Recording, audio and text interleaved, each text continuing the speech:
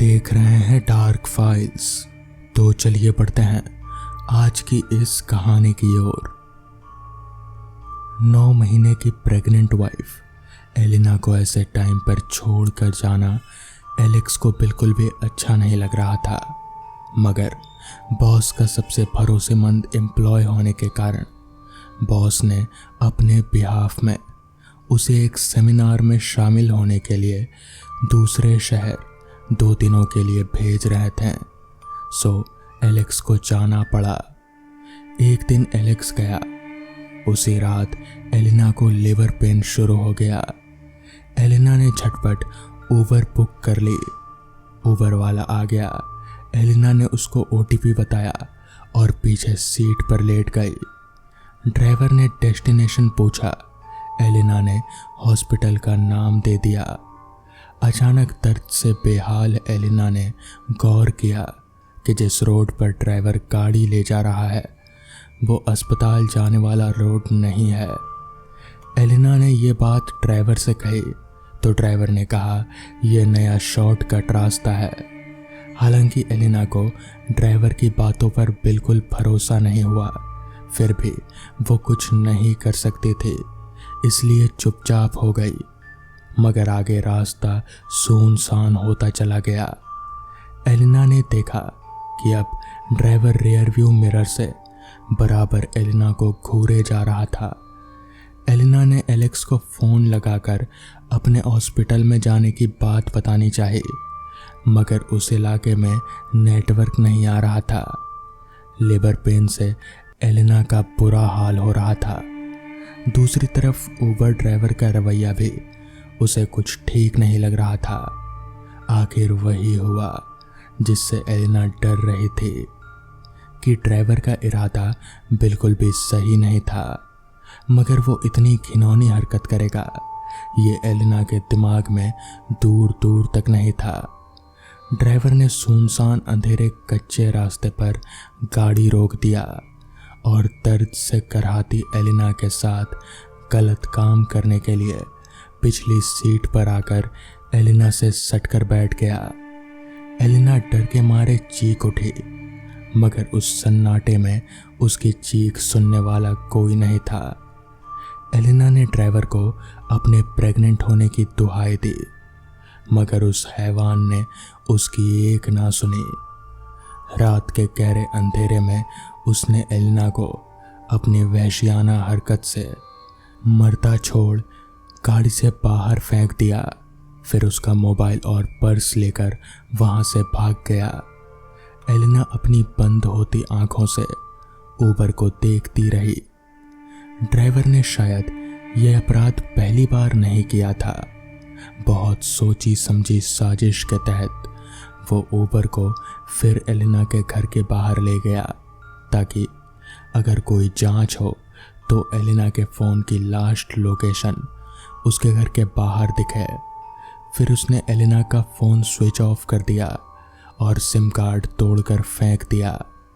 Elina तो मर ही गई थी, साथ ही उसका अजन्मा बच्चा भी पैदा होने से पहले ही उसके पेट में ही मर गया।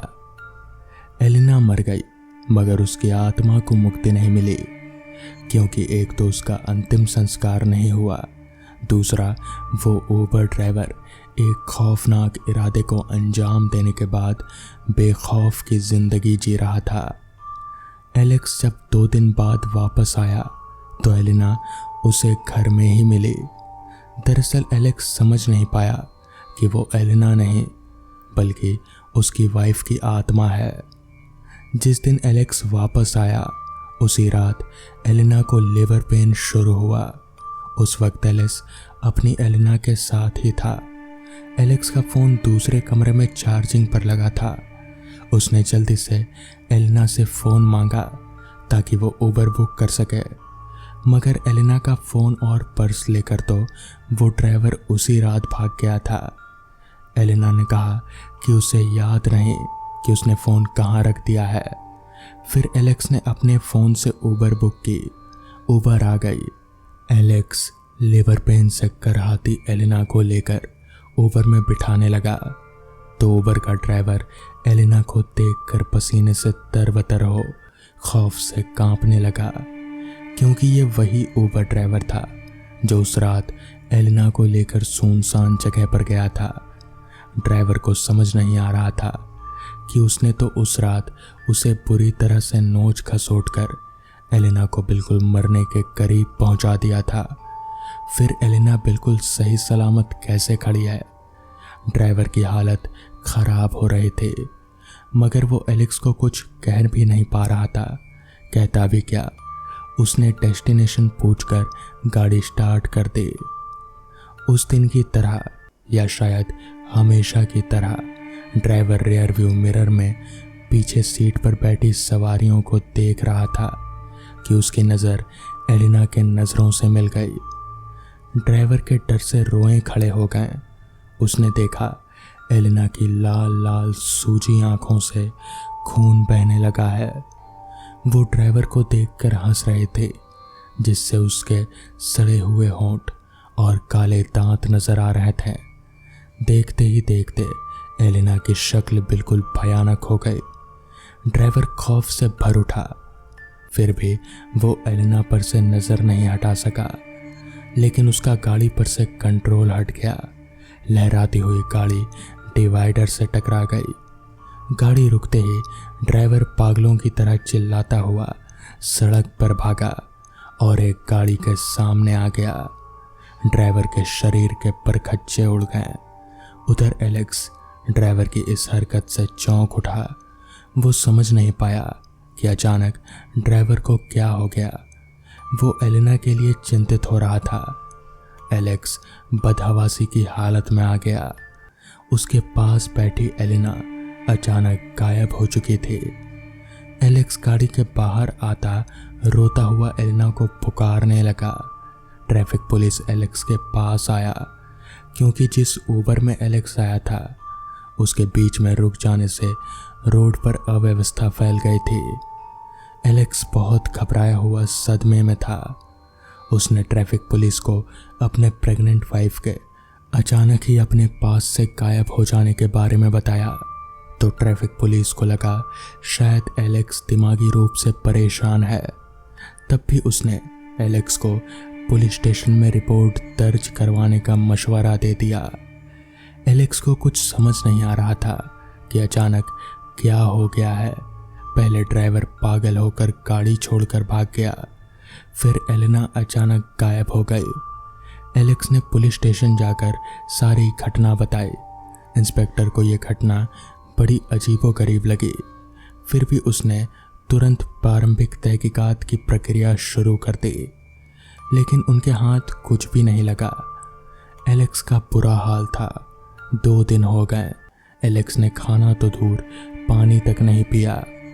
ऑफिस के लोगों को जब इस हादसे के बारे में पता चला तो वो लोग एलेक्स के पास हमदर्दी जताने आए और उन्होंने एलेक्स को काम पर वापस लौटने की सलाह दी, क्योंकि अकेले परेशान रहकर वो बीमार हो जाता। सबने एलेक्स को खाने के लिए मनाया, मगर एलेक्स के मुंह से खाना ना गया। उसे एलिना को लेकर इस तरह गायब हो जाना बहुत ही बेचैन किए जा रहा था। रात में एलेक्स देर तक जागता रहा। दीवार घड़ी ने रात के 2 बजे का घंटा बजाया। एलिना की याद में डूबे एलेक्स की आंखों से लगातार आंसू बहे जा रहे थे। उसकी आंखें थक चुकी थी। करीब 2:30 बजे उसकी उसे नींद से एक झपकी आई। एलेक्स को सपना दिखा जिसमें एलिना उसकी खूबसूरत बीवी नजर आ रही थी। एलिना को देखकर एलेक्स खुशी से भर उठा। एलिना, तुम कहाँ चली गई हो? एलेक्स ने एलिना को छूना चाहा तो एलिना पीछे हट गई और बोली, एलेक्स, हमारा बच्चा हमसे छिन गया। फिर अगले ही पल से अचानक एलिना का खूबसूरत चेहरा बदलने लगा, बिल्कुल उसी रात की तरह। सूजी हुई लाल आंखें जिनमें से खून बह रहा था, सड़े हुए होठ, काले टूटे दांत। अपनी खूबसूरत बीवी को ऐसी हालत में देखकर एलेक्स सिहर उठा। ये तुम्हें क्या हो रहा है एलिना? एलिना ने भारी आवाज में कहा। अब मैं तुम्हारी एलिना नहीं, बल्कि मैं ब्लडी मैरी बन चुकी हूँ। लेकिन मैं तुमसे मिलने आऊँगी। इसी समय तुम शीशे के सामने खड़े होकर 3 बार मुझे आवाज़ लगाना, मैं आ जाऊँगी। इतना कहकर एक बार फिर एलिना गायब हो गई। एलेक्स की नींद खुल गई। वो चौंक कर उठ बैठा। एलेक्स बदहवास हालत में अपने चारों तरफ एलिना को ढूंढने लगा। फिर उसे अभी अभी देखे सपने का ख्याल आया। वो उठकर शीशे के सामने खड़ा हो गया और एलिना के कहे अनुसार 3 बार एलिना कहकर आवाज़ लगाई, मगर कुछ नहीं हुआ। फिर एलेक्स ने ब्लडी मैरी कहकर आवाज़ लगाई। एलेक्स चौंक कर 2 कदम पीछे हट गया। शीशे में एलिना नजर आ रही थी, मगर वो रो रही थी। एलिना, तुम कहाँ चली गई हो? एलेक्स ने दर्द में डूबे भराए हुए आवाज में पूछा। रोती हुई एलिना ने उस रात ऊबर ड्राइवर द्वारा की गई सारी हैवानियत के बारे में एलेक्स को बताया, जिसे सुनकर एलेक्स सुन्न रह गया और एलिना की पीड़ा महसूस कर उसका दिल कराह उठा। साथ ही वो ये सोचकर कांप उठा कि वो उस रात एलिना की आत्मा के साथ ऊबर में बैठा था। एलिना ने एलेक्स को बताया, वो ऊबर ड्राइवर को सजा देने के लिए मैं लौटी थी। उसका मृत शरीर अभी भी उस सुनसान इलाके में पड़ा है जिसे चील कौवे खा रहे हैं। एलिना की आप बीती सुनकर एलेक्स सिर झुकाकर सिसकने लगा। कुछ पल बाद उसने सिर उठाया तो शीशे में उसे एलिना नजर नहीं आई। वो कुछ देर वहीं बैठा कुछ सोचता रहा। अगले दिन एलेक्स ने पुलिस स्टेशन में जाकर सब कुछ बताया। पुलिस टीम उस सुनसान इलाके में गई। वहां एलिना की सड़ी हुई लाश मिली। एलेक्स ने हाथों से बहुत भारी मन से एलिना का अंतिम संस्कार किया। शोक भरी सभा भी हुई। सबने एलिना की आत्मा की शांति के लिए प्रार्थना की। कुछ दिन बाद एलेक्स काम पर जाने लगा। शुभचिंतकों ने उसे शादी करने की सलाह दी, जिसे एलेक्स ने मुस्कुराकर मना कर दिया, क्योंकि वो तो एलिना का हो चुका था। उस एलिना का जो हर रात उससे मिलने आते थे। जब रात के 2:30 बजे शीशे के सामने खड़े होकर एलेक्स उसे 3 बार बुलाता। दोनों खूब बातें करते। फिर 3:30 बजे तक एलिना वापस चली जाती। अब एलेक्स की उम्र 80 साल की हो चुकी है। वो बूढ़ा हो गया है, मगर अब भी हर रात मिलने वाली उसकी एलिना अब भी उतनी ही खूबसूरत और जवान है, जिसे प्यार से कभी कभी एलेक्स ब्लडी मैरी कहकर बुलाता है, क्योंकि वो कभी कभी खूंखार भी हो जाती है। तब उसे काबू करना एलेक्स के लिए बहुत मुश्किल हो जाता है। फिर वो उसके हाथों में एक डॉल थमा देता है, जिससे ब्लडी मैरी बन चुकी एलिना शांत हो जाती है। तो दोस्तों, ये थी आज की पहली कहानी। तो चलिए बढ़ते हैं आज की दूसरी कहानी की ओर। खेती कर फसल उगाना और उन फसलों को बाजार में बेच आना, यही काम था दीनानाथ का। और इसी काम से उसका घर भी चलता था। बच्चों की पढ़ाई, घर का राशन, सब कुछ इसी से ही तो होता था। इसलिए वो इस काम को भगवान मानता था। चाहे कुछ भी हो, वो कभी भी अपने काम में किसी तरह की कोई ढिलाई नहीं करता था। उस दोपहर भी हमेशा की तरह ही दीनानाथ अनाज बेचने शहर गया हुआ था। वहां जाकर उसने देखा कि बहुत ज़्यादा भीड़ है और आज उसका नंबर आते आते तो शायद शाम हो जाएगी। मगर फिर भी दीनानाथ उस भरी दोपहरी में वहां पर लाइन में खड़ा रहा। जैसा कि उसने सोचा था ठीक वैसा ही हुआ, मगर उससे भी थोड़ा ज़्यादा बुरा। उसका नंबर आते आते शाम के 7 बज चुके थे। खैर, उसने अनाज बेचा और पैसे लेकर वापस घर की ओर रवाना हो गया। जैसा कि उसने सोचा था कि रात काफ़ी हो जाएगी, ठीक वैसा ही हुआ। तो रास्ते पर उसे उसके अलावा और कोई शख्स नज़र नहीं आ रहा था। और क्योंकि ये बात काफ़ी पुरानी भी है, तो उस समय रात के 7-8 बजना गांव में काफ़ी माने जाते थे और लोग जल्दी जल्दी ही अपने घरों में खा पी कर सो जाया करते थे। खैर, दीनानाथ रास्ते पर आगे बढ़े जा रहा था। जैसा कि उस रास्ते पर दूर दूर तक कोई नहीं था, तो सन्नाटा चारों तरफ फैला हुआ था। रास्ते के दोनों तरफ घना जंगल और सनसनाती ठंडी हवाएं। ठंड का मौसम था, इसलिए दीनानाथ को थोड़ी थोड़ी ठंड भी लग रही थी। हालांकि उसने शॉल लपेट रखा था, मगर वो उस ठंड से बचाने के लिए काफ़ी नहीं था। दीनानाथ तेज कदमों से उस कच्चे रास्ते पर आगे बढ़े जा रहा था। उस रास्ते पर दूर दूर तक उसे कोई शख्स नज़र नहीं आ रहा था, सिर्फ कोहरा, खामोशी और कभी कभी बीच बीच में उल्लुओं की आवाज़ें, जो दीनानाथ को कहीं ना कहीं थोड़ा थोड़ा डरा भी रही थी। मगर वो आगे बढ़ता रहा और बस बढ़ता रहा। उसका गांव यहाँ से ज़्यादा दूर नहीं था, बस यही कोई 4-5 किलोमीटर ही रह गया होगा। इसलिए वो तेज कदमों से जल्दी जल्दी घर की तरफ आगे बढ़ता रहा। उसके जेब में पैसे भी थे, इसलिए उसे कहीं ना कहीं डर भी लग रहा था कि कहीं कोई चोर लुटेरा उसे लूट ना ले। इसलिए वो तेजी से आगे बढ़ने लगा।